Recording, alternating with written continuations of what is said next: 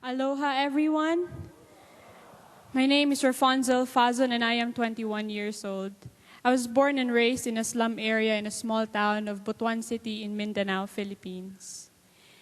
I spent my childhood days in a house built mainly on wood and on coconut leaves, or nipa, as we call it in the Philippines.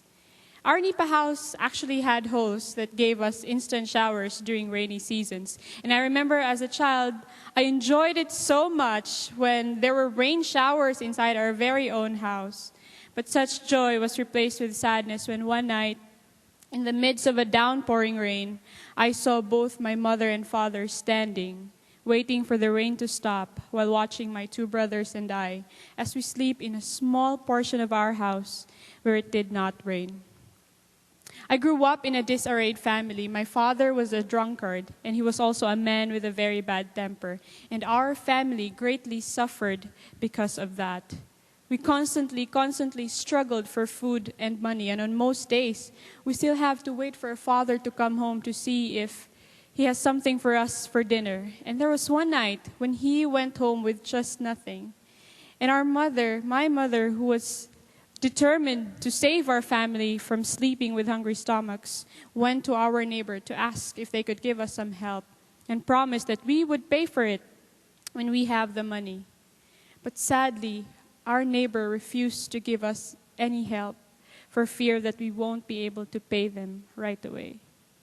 And for a very small child, as a young child, I asked myself, why do we have to borrow from other people just so we can have something to eat?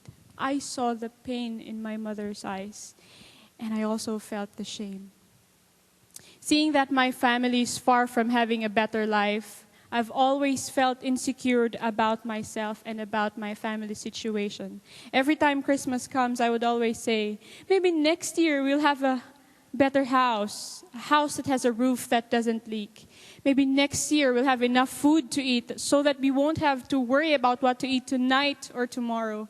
Maybe next year we'll have enough money to cope with all our basic needs. But for a small child, it was such a struggle to keep that tiny hope I had for myself, because the face of poverty was just right before my very eyes.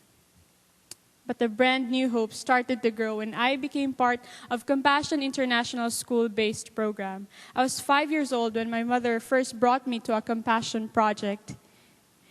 And because of Compassion, I got to go to a Christian school. And it was in that school that I learned the most meaningful truth that has changed my life forever.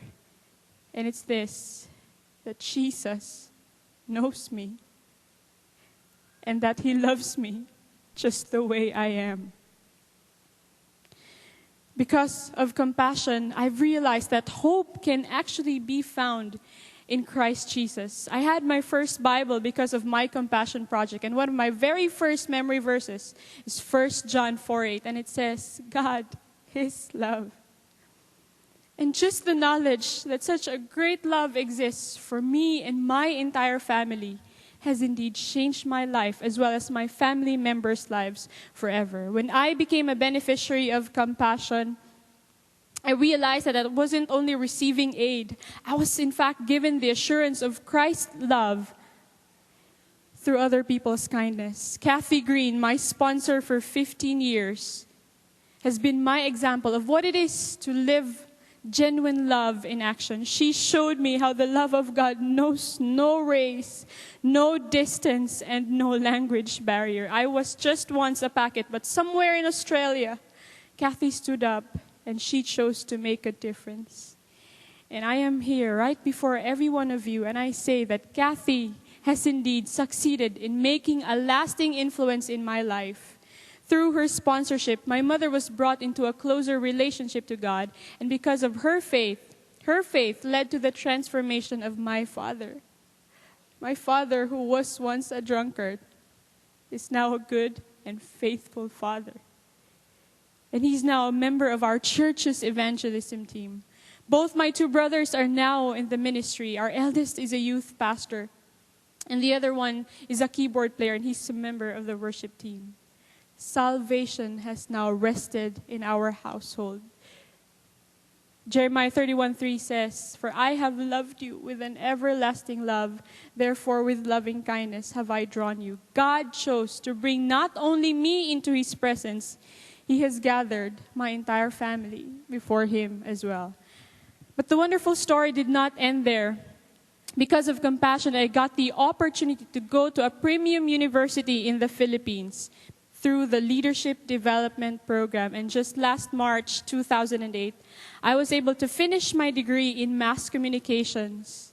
And by God's grace, I was able to graduate magna cum laude because of the grace of God.